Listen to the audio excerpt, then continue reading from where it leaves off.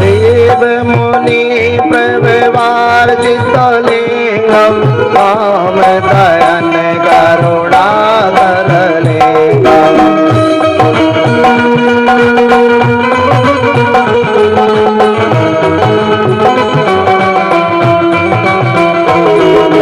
रावण दर्प विनाश कलिंगम प्रणमामि तथा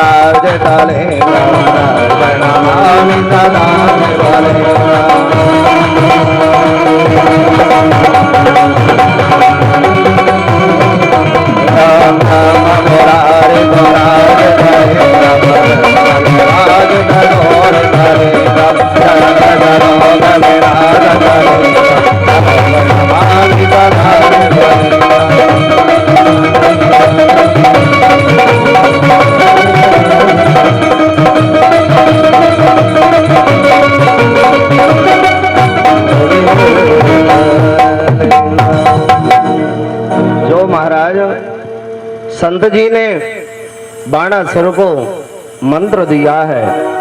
इस मंत्र को महादेव जी का महामंत्र कहते हैं। इस स्तोत्र का नाम है लिंगाष्टक स्तोत्र। यदि श्रावण मास में इस लिंगाष्टक स्तोत्र का हम पाठ करते हैं और महादेव जी की पूजन करते हैं तो महादेव जी श्रावण माह में ही प्रकट हो जाते हैं और हमारी मनोकामनाओं का पूर्ण करते हैं। अब है संत जी बाणासुर को मंत्र देकर के वहां से चले जाते हैं और कुछ समय व्यतीत होता है और समय व्यतीत होते होते महाराज उसकी तपस्या पूर्ण हो जाती है और महादेव जी प्रकट हो जाते हैं। महादेव जी कहते हैं बाणासुर तुझे क्या वरदान चाहिए, मैं प्रसन्न हूं, मुझसे मांगो।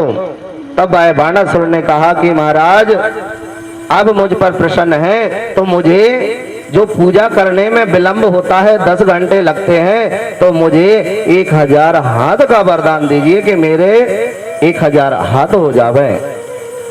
तब महादेव जी ने उसको वर दिया कि तुम्हारे 1000 हाथ हो जावे।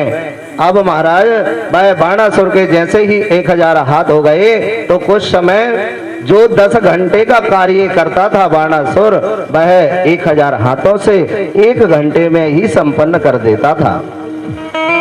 अब जो समय बचता, उस समय में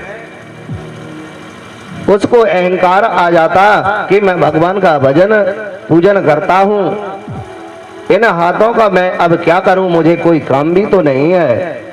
और वह 1000 हाथों को लेकर के कुछ न कुछ काम ढूंढता है। तो उसने सोचा कि बड़े बड़े पेड़ों को उखाड़े, बड़े बड़े पत्थरों को उठा करके एक स्थान से दूसरे स्थान पर ले जाएं।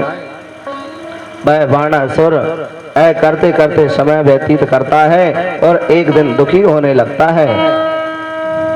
और उसने सोचा भगवान मेरे जो 2 हाथ थे उसी में मैं सुखी था, आज मेरे 1000 हाथ हो गए हैं, इसमें भी मैं दुखी हूँ, मुझे 1000 हाथ का बड़ा ही वजन लग रहा है। फिर उसने बाणासुर ने भगवान महादेव जी की उसी स्तोत्र से तपस्या की और तपस्या करने के पश्चात वह महादेव जी प्रकट हो जाते हैं और महादेव जी कहते हैं बाणासुर अब तुझे क्या चाहिए।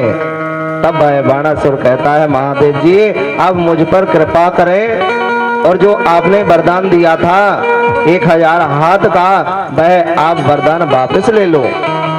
तब महादेव जी ने कहा कि बाणासुर मैंने वरदान दिया है उसको तो मैं वापस नहीं ले सकता हूँ, पर मैं आपको इस संकट से, इस भय से मुक्त कर सकता हूँ, पर उसको विलंब लगेगा, विलंब होगा। तो ऐसा करो मैं आपको एक वरदान और देता हूँ कि इन 1000 हाथ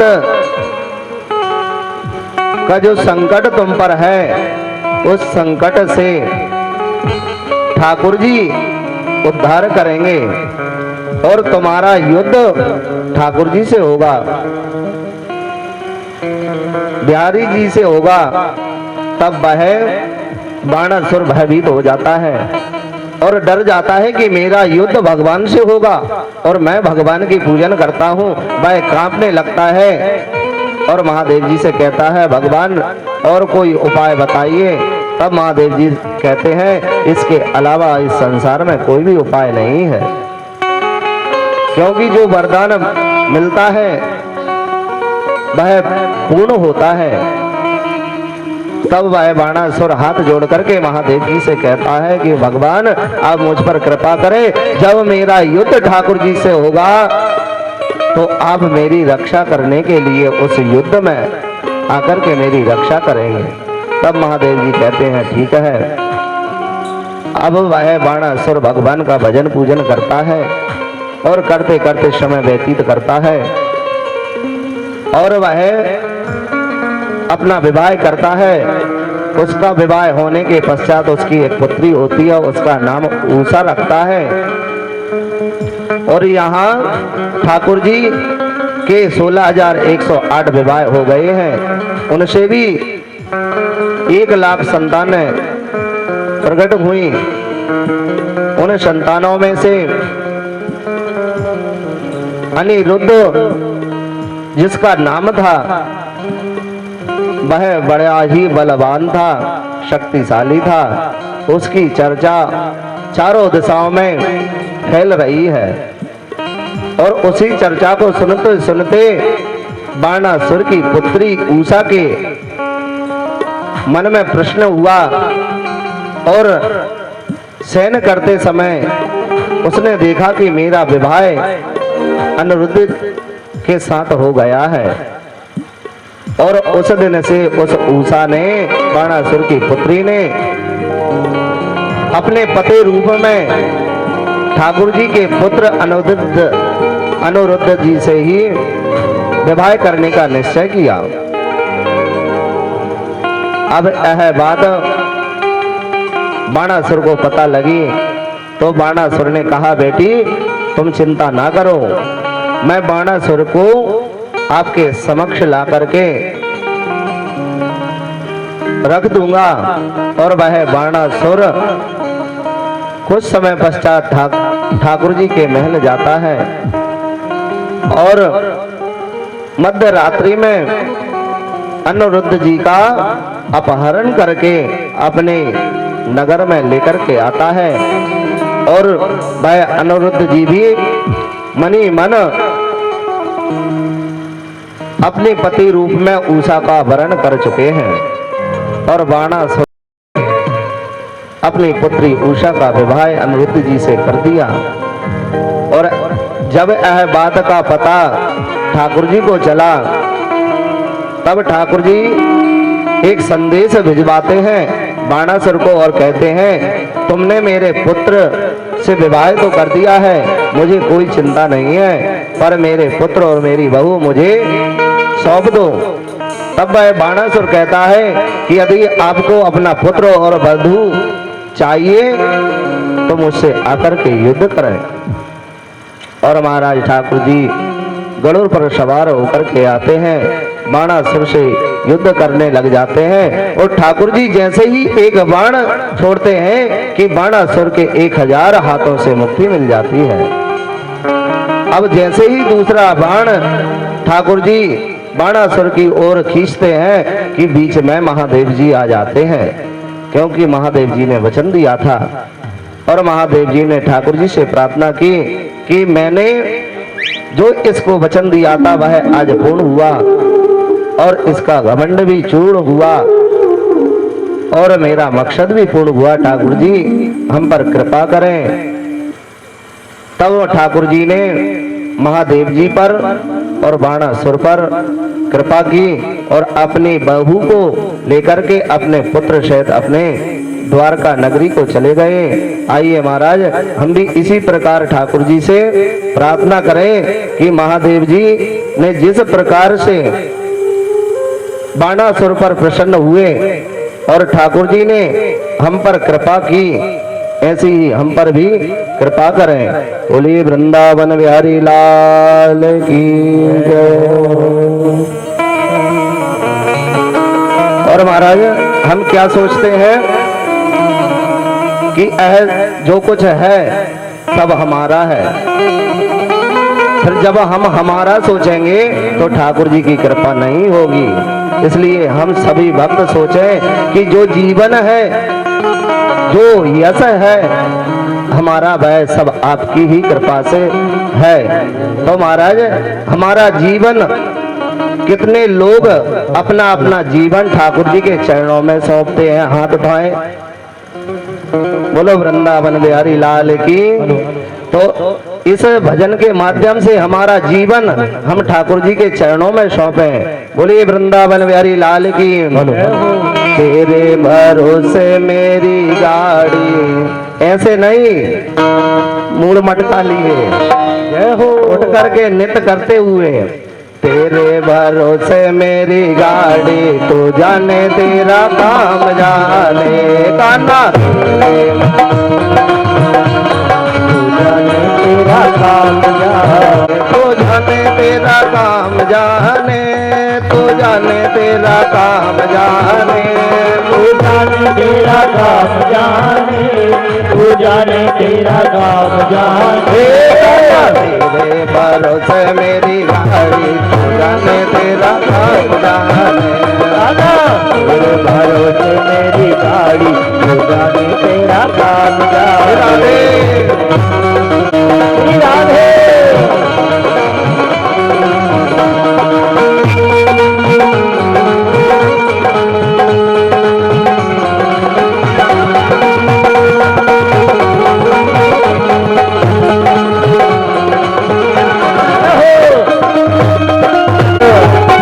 केवल एक ही भक्त की ठाकुर जी के चरणों में जगह है, जय हो।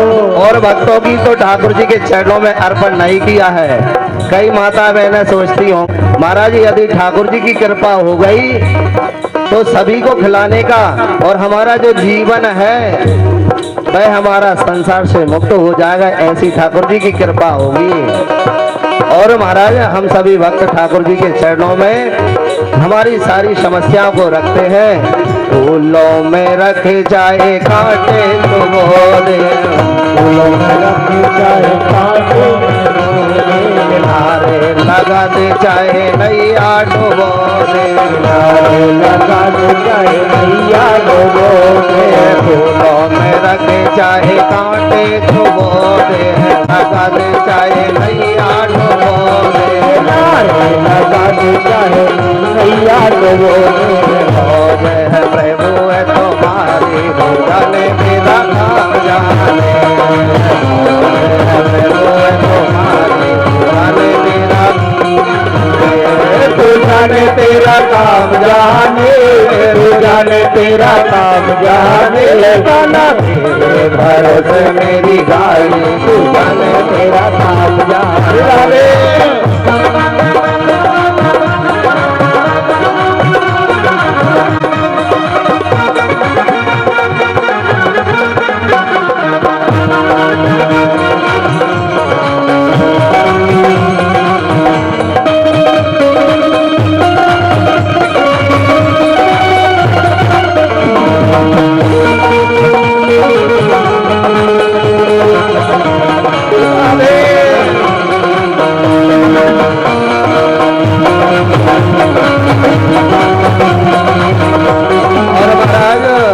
ठाकुर जी से हम सभी वक्त क्या प्रार्थना करते हैं?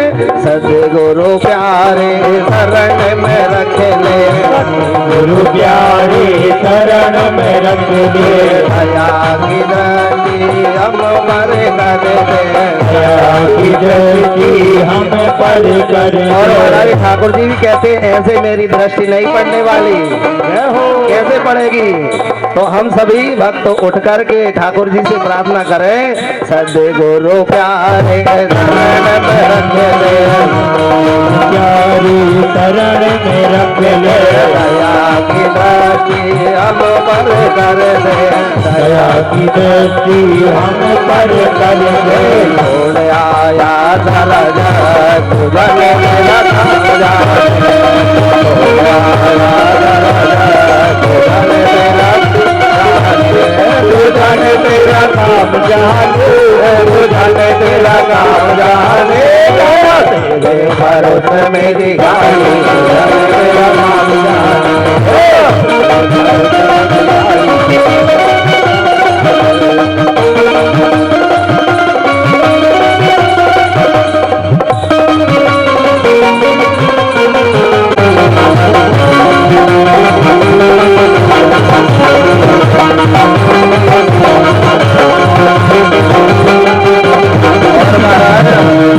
ठाकुर जी को हम सभी सर्वस्व कर लिए हैं, उनकी प्रार्थना तो लग गई और जो बैठे हैं उनकी भी लगना है। तो उन सभी भक्तों के द्वारा हम सभी भक्त किस प्रकार से ठाकुर जी को अपना सर्वस्व नैसवर करते हैं और कहते हैं, तुम्ही हो माता पिता तुम्ही हो माता पिता तुम्ही हो, बंधु सदा तुम्ही हो बंधु सखा तुम्ही हो।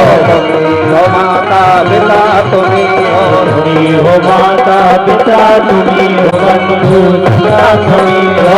तुम्ही हो पालन हारी तुझन तेरा काम जाने, पालन हारी तुझन तेरा काम जाने।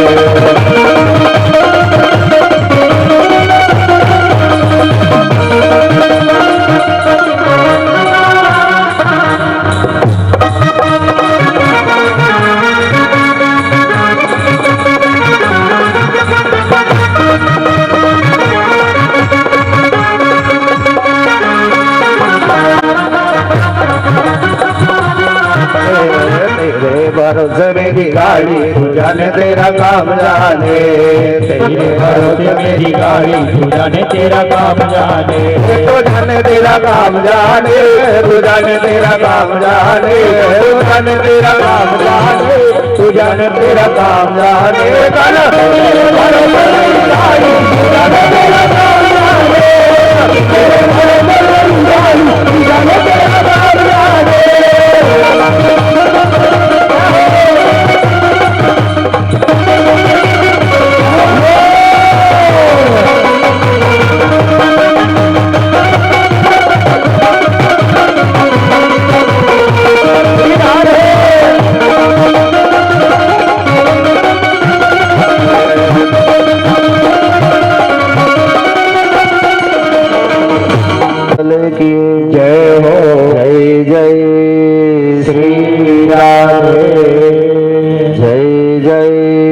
श्री राधे, जय जय श्री राधे श्याम। इस प्रकार से हम सभी भक्तों ने अपनी अर्जी ठाकुर जी के चरणों में सौंप दी। अब महाराज मुझे नहीं पता कि आपने किस भाव से सौंपी है, जिस भाव से सौंपी होगी वह फल आपको जरूर मिलेगा। ऐसे वृंदावन बिहारी लाल की कृपा है और हम सभी भक्तों पर ठाकुर जी कृपा करने के लिए जरूर पधारेंगे। और जो जो भी भक्त